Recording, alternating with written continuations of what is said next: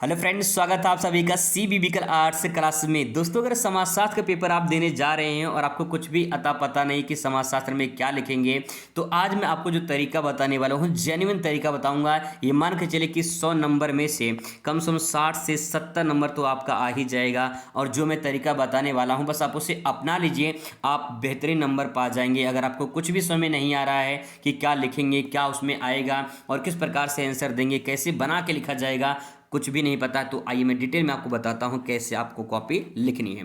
पहली बात, जो सच्चाई है आप वो सुनिए।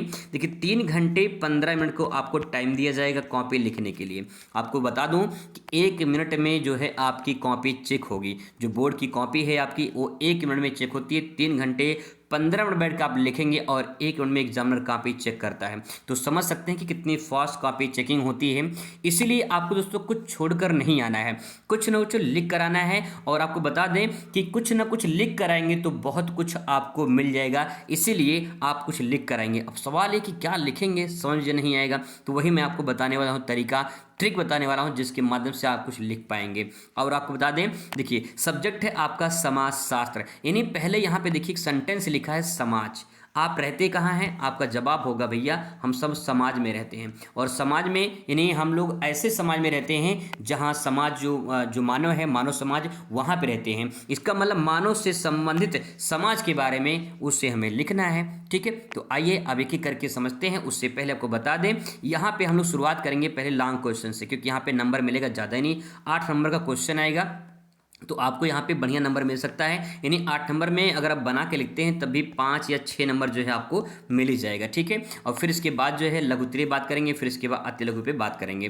तो यहाँ पे जो भी हम लोग क्वेश्चन कवर करेंगे वो पहले इंपॉर्टेंट क्वेश्चन यानी लॉन्ग क्वेश्चन, इसके बाद धीरे धीरे ऐसे उल्टा चलेंगे। ठीक है, ताकि जो है आप ज़्यादा जो लिखने वाला है उसमें आप अच्छे से बना के लिखेंगे तो कुछ ना कुछ मिल ही जाएगा। ठीक है, तो सबसे पहले आइए लॉन्ग क्वेश्चन की बात करते हैं। दोस्तों, हम लोग आ चुके हैं विस्तृत उत्तरीय प्रश्न पर। 8 नंबर का सवाल पूछा जाएगा यहाँ पे, मतलब 8 नंबर का एक क्वेश्चन रहेगा। आपको 150 शब्दों में 150 शब्दों में आंसर देना होगा। इस प्रकार से आपका क्वेश्चन देखने को मिलेगा। जैसे यहाँ पे देखिए, उपनिवेशवाद से आप क्या समझते हैं, उनके प्रभावों की विवेचना कीजिए। इस प्रकार से पूछा जाएगा। अगर आपको ये नहीं आ रहा है तो अथवा करके दिया रहेगा, आप उसके नीचे वाला भी कर सकते हैं। लिखा रहेगा जैसे क्वेश्चन इस प्रकार से रहेगा कि सामाजिक सर्वेक्षण किसे कहते हैं, इसके प्रमुख उद्देश्य बताइए। और फिर इसके बाद जो है यहाँ बात करेंगे, तो जैसे क्वेश्चन है दिव्यांगों से आप क्या समझते हैं, उनकी प्रमुख समस्याओं के बारे में वर्णन कीजिए। अगर आपको ये नहीं आएगा तो अथवा करके दिया रहता, आप इसे लिख सकते हैं। आधुनिकीकरण से आप क्या समझते हैं, भारतीय समाज पर इसके प्रभावों का मूल्यांकन कीजिए। इस प्रकार से और फिर इसके बाद जो है यहाँ पे क्वेश्चन पूछा जाएगा जनसंख्या संक्रमण सिद्धांत का वर्णन कीजिए, ऐसा क्वेश्चन रहेगा। अथवा करके लिख सकते हैं इसको भी। दहेज प्रथा क्या है, समाज पर इसके दुष्प्रभावों का वर्णन कीजिए, ऐसा क्वेश्चन पूछा जाएगा। यानी आपको लॉन्ग क्वेश्चन में 3 क्वेश्चन लिखना होगा। एक क्वेश्चन रहेगा 8 नंबर, यानी 24 नंबर आपको यहाँ से मिलेगा। तो भैया 24 नंबर मिलेगा। अगर आपको 24 में से 20 नंबर ही मिल जाते हैं तब भी बढ़िया है, क्या घाटा है, कोई घाटा थोड़ी है। कैसे मिलेगा आप समझते हैं। देखिए, शुरुआत यहीं से नीचे से ही करते हैं। क्वेश्चन है यहाँ पे लिखा है दहेज प्रथा क्या है, समाज पर इसके दुष्प्रभावों को बताना है। 3 घंटे 15 मिनट के आपको में इसमें 15 मिनट जो में आपको पेपर पढ़ने के लिए दिया जाता है, लेकिन कोई पढ़ता नहीं है। तो पढ़ना है, आपको पेपर पढ़ना है, थोड़ा जोर लगाना है और पढ़ने के प्रयास करने हैं। कह रहा है ये दहेज प्रथा। अब आप कहो कि दहेज के बारे में जिंदगी में आपने कभी सुना ही नहीं, ऐसा तो हो नहीं सकता कि दहेज के बारे में नहीं सुना होगा। ऐसे सेंटेंस को पकड़िए, कीवर्ड पकड़िए, और कीवर्ड अगर समझ जाएंगे तो आपका आंसर परफेक्ट बन जाएगा। दहेज के बारे में तो कभी तो सुना होगा आप लोगों ने, है।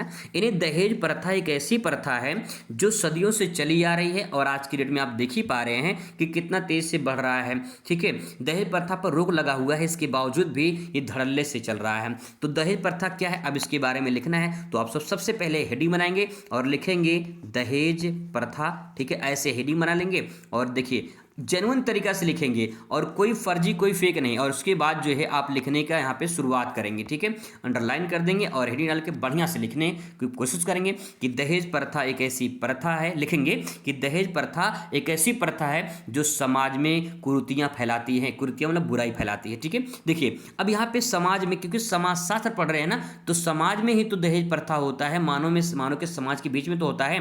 तो लिखेंगे कि दहेज प्रथा एक ऐसी सामाजिक बुराई है। ठीक है, जो समाज में फैली हुई है। हालांकि दहेज जो मांगते हैं लोग, जैसे कि दहेज मांगना और दहेज देना दोनों अपराध है, तो ऐसे सेंटेंस सोचिए और बना बना के लिखिए। क्या बड़ी बात इसमें जो आप नहीं सोच पाएंगे, क्या बड़ी बात है जो आप लिख नहीं पाएंगे दहेज प्रथा के बारे में? ठीक है, वो सिंपल है, लिख पाएंगे। अब इसके बाद है समाज पर क्या इसके दुष्प्रभाव पड़े हैं।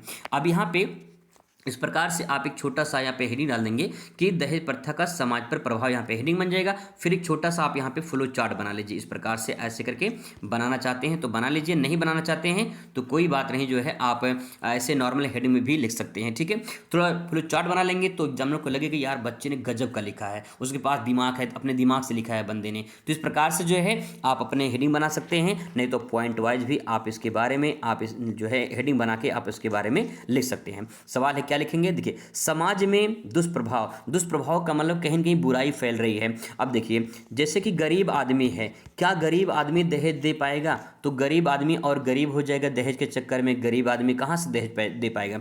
तो गरीब की स्थिति, इसमें हेडिंग बन जाएगा। अब इसके बारे में लिखेंगे कि गरीब व्यक्ति दहेज नहीं दे पाते हैं, और इसके बाद जो है वो आगे चलकर उनको सामाजिक समस्याओं का जो है सामना करना पड़ता है। इस प्रकार से सेंटेंस को शुरुआत करिए दोस्तों, लिखने का प्रयास करेंगे तो कुछ मन में और आइडियाज आएंगे। हम शुरू ही नहीं करते हैं और बिना शुरू किए हम कहते हैं कि भाई समाजशास्त्र हमें आता नहीं है। अरे आता है, आप सोचते ही नहीं है कि हमें आता है, आप मानते ही नहीं कि आपको आता है। आप मान लीजिए और ठान लीजिए, आज करके दिखा दीजिए कि are the best in the world. आप कर सकते हैं, लेकिन आप सोचते नहीं हैं। सोचिए समाज के बारे में, सोचिए दहेज प्रथा के बारे में, और उसके बारे में प्रेजेंट करिए। अपनी जिंदगी में आपने देखा होगा, सुना होगा, आपने अपने समाज में देखा होगा कि कहीं किसी बहू को, किसी जो है औरत को जो है दहेज के चक्कर में परेशान करते हैं। तो दूसरा हेडिंग क्या बन जाएगा? महिलाओं का उत्पीड़न, महिलाओं को परेशान करते हैं। इस प्रकार से अगर आपको उत्पीड़न समझ में नहीं आ रहा है, महिलाओं को परेशान करते हैं, ऐसे लिखिए, अपने सेंटेंस पे लिखिए, हेडिंग बनाइए और उसके बारे में लिखिए। देखिए कितना बढ़िया नंबर मिलेगा।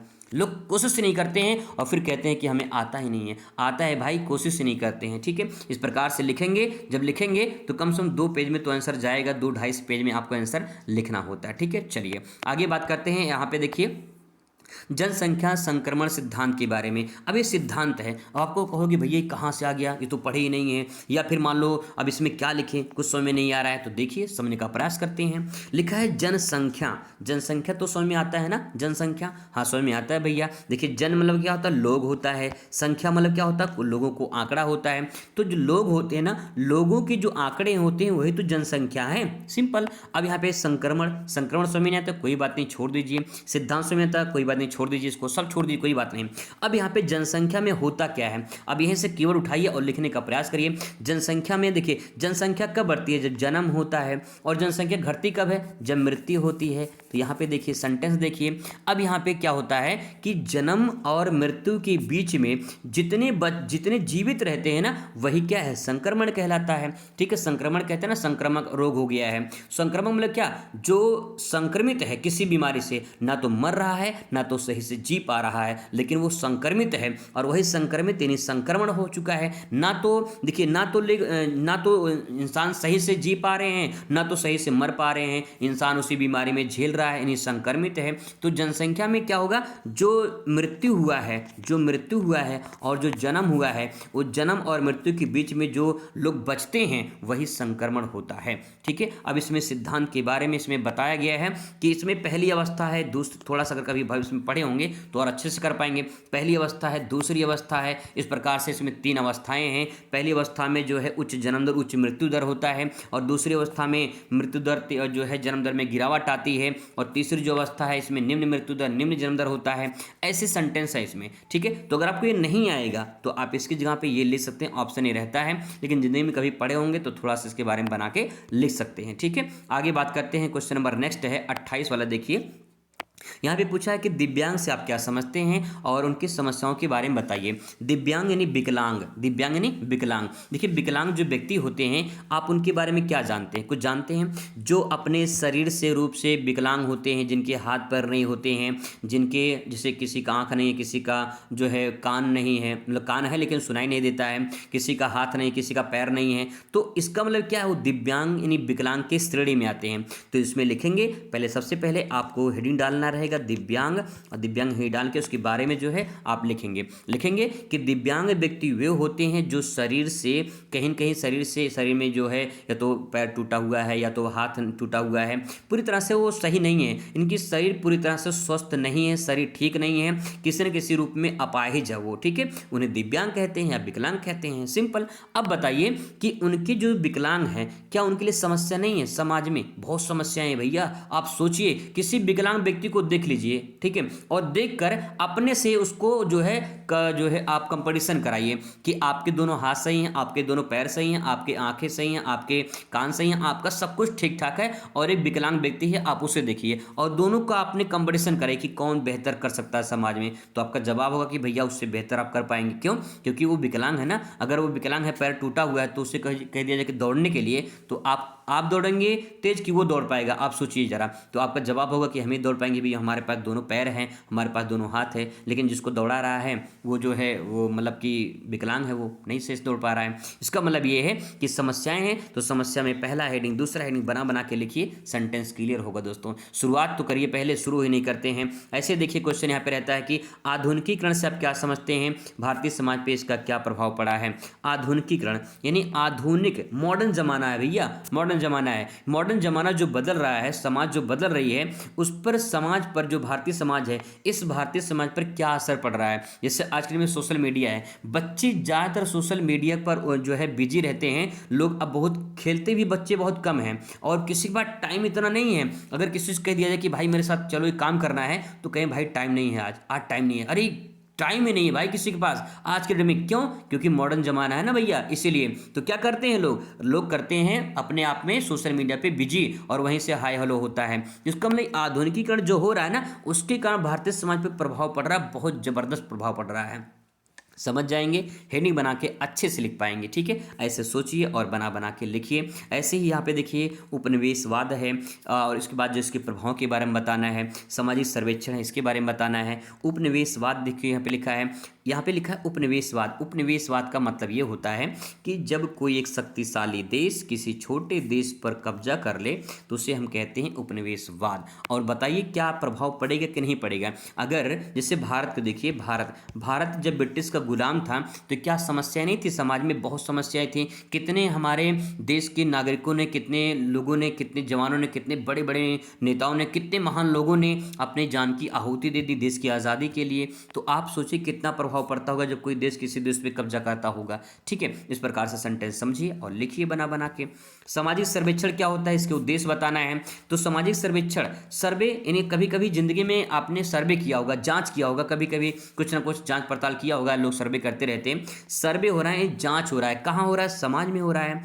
क्यों होता है? क्योंकि समाज में कोई बुराइयां हैं, बहुत सारी बुराइयां हैं, समाज में बहुत सारी समस्याएं हैं, उन समस्याओं को समाधान करने के लिए सामाजिक सर्वेक्षण किया जाता है, ठीक है। ऐसे समझिए और लिखने का प्रयास करिए, ठीक है। तो हेडिंग क्या बन जाएगा? सामाजिक सर्वेक्षण। उसके बारे में आप हेडिंग बना के लिखेंगे कि सामाजिक सर्वेक्षण इसलिए किया जाता है, या सामाजिक सर्वेक्षण से तात्पर्य होता है कि जब समाज में किसी प्रकार का कोई जांच किया जाता है, तो उसे सामाजिक सर्वेक्षण कहा जाता है। जांच क्यों किया जाता है? क्योंकि समस्याएं, बुराई, अन्य जो सामाजिक कुरीतियां हैं, यानी बुराइयां हैं, उनको दूर करने के लिए समाज में सर्वेक्षण किया जाता है, यानी जांच किया जाता है। सिंपल, ठीक है। लिखिए उसके बारे में। अब इसका उद्देश्य क्या होता है? उद्देश्य में हेडिंग बना के लिखेंगे। पहला उद्देश्य क्या होता है? हमें पता चलता कि समाज की स्थिति कैसी है। तो अगर भाई कहीं जांच होती है तभी तो पता चलेगा कि भाई कि जो है आपकी स्थिति कैसी है, आप किस पोजीशन में रहते हैं, वहाँ गरीबी क्या है, वहाँ पे अमीरी कितने, मतलब अमीरी कैसी है, कैसे लोग वहाँ पे रहन सहन है, क्या पूरी चीज़ें जो है वो जाँच करने के बाद ही पता चलता है। तो उद्देश्य में आप लिख सकते हैं उसके बारे में, ठीक है। ऐसे समझिए और लिखने का प्रयास करिए, बहुत अच्छा नंबर आपको मिलेगा। और उसके बाद है ऐसे ही आपको जो क्वेश्चन रहेगा लघु उत्तरी, वो भी ऐसे ही सोचना और समझने का प्रयास करके उसको लिखने का प्रयास करना है, ठीक है। देखिए क्वेश्चन है कि नारी आंदोलन समाज पर क्या प्रभाव पड़ता है।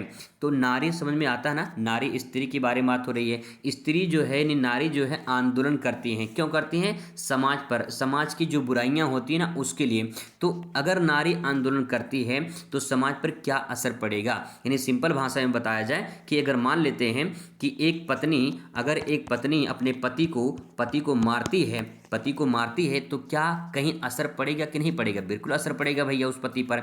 इसका मतलब ये है कि नारी अगर आंदोलन कर दे तो समाज पर गहरा प्रभाव पड़ता है, और वही प्रभाव बताना है कि नारी आंदोलन क्यों करती है? समानता के लिए। क्यों करती है? समानता के लिए, कि अगर जो है पुरुष को सब बराबर हक मिलता है तो भाई महिलाओं को भी तो हक मिलना चाहिए पुरुषों के बराबर, तो इसीलिए समानता के लिए लड़ाई करते हैं, समानता के लिए आंदोलन होता है। ठीक है, तो पहला पॉइंट इस प्रकार से लिखेंगे। फिर दूसरा हेडिंग डालेंगे, नारी आंदोलन क्यों करती हैं? क्योंकि जो है उनका समाज में शोषण ना हो। भैया शोषण करते हैं लोग तो समाज में शोषण ना हो, इसके लिए होता है। फिर तीसरा पॉइंट हेडिंग डालेंगे। तीसरा पॉइंट लिखेंगे, समाज में जो है महिलाओं को जो है नौकरी में, कहीं भी प्राइवेट सेक्टर में, गवर्नमेंट सेक्टर में रोजगार मिलना चाहिए, उनको भी तो बराबर रोजगार मिलना चाहिए कि नहीं मिलना चाहिए? मिलना चाहिए। ऐसे सेंटेंस सोचिए दोस्तों, लिखने का प्रयास करिए। सिंपल है, कोई बड़ी बात नहीं है, समझ के लिखेंगे तो अच्छे से लिख पाएंगे। 3 पॉइंट मैंने बता दिया आपको, ऐसे ही जो है आप बना बना के लिखेंगे, अच्छे तरीके से प्रेजेंट कर पाएंगे। ठीक है, आगे देखिए। नेक्स्ट है, भूमिहीन कृषि मजदूरों के हितों की रक्षा के लिए सरकार ने क्या उपाय किए हैं? इन सबका उत्तर मैं ऑलरेडी बता चुका हूं, बस इसका मतलब बता रहा हूं कैसे इस आंसर को आप लिख सकते हैं। ठीक है, लिखा है भूमिहीन कृषि मजदूरों के हितों की रक्षा के लिए सरकार ने क्या उपाय किए हैं। तो देखिए इसमें सेंटेंस को पढ़ लिए, कुछ समझ में नहीं आया क्योंकि आपने फास्ट पढ़ा था और आपने जो 15 मिनट दिया गया उसका उपयोग नहीं किया, तो आइए उपयोग करते हैं। देखिए लिखा है भूमिहीन, यानी भूमि तो समझ में आना, भूमि समझ में आ रहा है, भूमि यानी जमीन की बात हो रही है, धरती की बात हो रही है, धरातल की बात हो रही है। इस भूमि पे भूमिहीन, हीन का मतलब कमी, यानी कमी क्या है? किसकी कमी है? भूमि की कमी है। तो हमें सेंटेंस में लिखी भूमिहीन जिसके पास जमीन नहीं है। कृषि मजदूर, ऐसे कृषि यानी जो खेती करते हैं, ऐसे कृषि मजदूर, ऐसे किसान जो अपने हितों की रक्षा करने के लिए सरकार की जो है क्या क्या कदम उठाए हैं, तो इसके बारे में लिखेंगे सरकार ने क्या जो है कदम उठाए हैं। जिनके पास जमीन नहीं है, ऐसे किसानों के पास जिनके पास जमीन नहीं है, सरकार ने क्या क्या कदम उठाए हैं। तो सरकार ने बहुत सारे कदम उठाए हैं, जनता के हित के लिए काम कर रहे हैं और किसानों के लिए काम कर रहे हैं। तो इस प्रकार से सेंटेंस को समझिए और लिखने का प्रयास करिए। ऐसे ही नगरीकरण सब क्या समझते हैं, इसकी विशेषताएं लिखिए।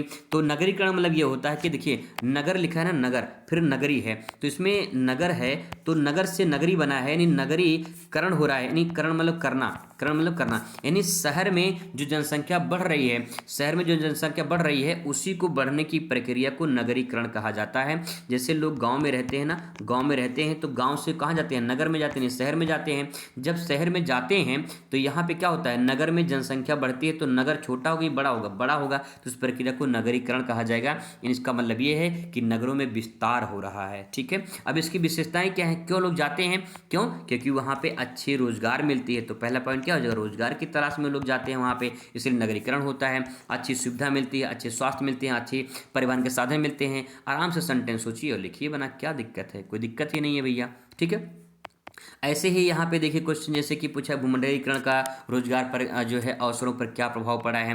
तो भूमंडलीकरण, यहाँ पे भूमंडल लिखा हुआ है, भूमंडल मतलब पूरा विश्व, पूरा संसार, पूरी दुनिया, रोजगार के अवसर पर क्या प्रभाव पड़ा है। यानी जो भूमंडलीकरण है, एक देश से दूसरे देश में जो लेन देन होता है, जो व्यापार होता है, जो कोई कंपनी है जो आप निवेश करती है, तो उसका रोजगार के अवसर पर क्या प्रभाव पड़ा है ये बताना है इस प्रकार से। ठीक है, आगे देखिए क्वेश्चन है जैसे हड़ताल है, तालाबंदी है। तो हड़ताल तो नाम आपने कभी सुना हो कि भैया वहाँ पे हड़ताल हो गया। हड़ताल का मतलब क्या? हड़ताल का मतलब ये होता है कि जब कंपनी की कर्मचारी काम करना बंद कर दे तो उसे हड़ताल कहा जाता है। और तालाबंदी देखिए, तालाबंदी का मतलब क्या? जैसे आप दुकान पे गए हो और दुकान पे ताला लगा हो, दुकान पे ताला लगा हो तो आप यही तो कहोगे ताला बंद था, यही तो कहोगे। तो तालाबंदी मतलब दुकान पे या कंपनी में ताला लग जाए। तो यहाँ पे हड़ताल का मतलब जब कर्मचारी कंपनी के हड़ताल कर दें या धरना दे दे तो उसे हड़ताल कहा जाता है। और कंपनी के मालिक के द्वारा जब गेट पे ताला लगा दिया जाए, भाई ताला कौन लगाता है? गेट का तो कंपनी का मालिक है तो लगाएगा।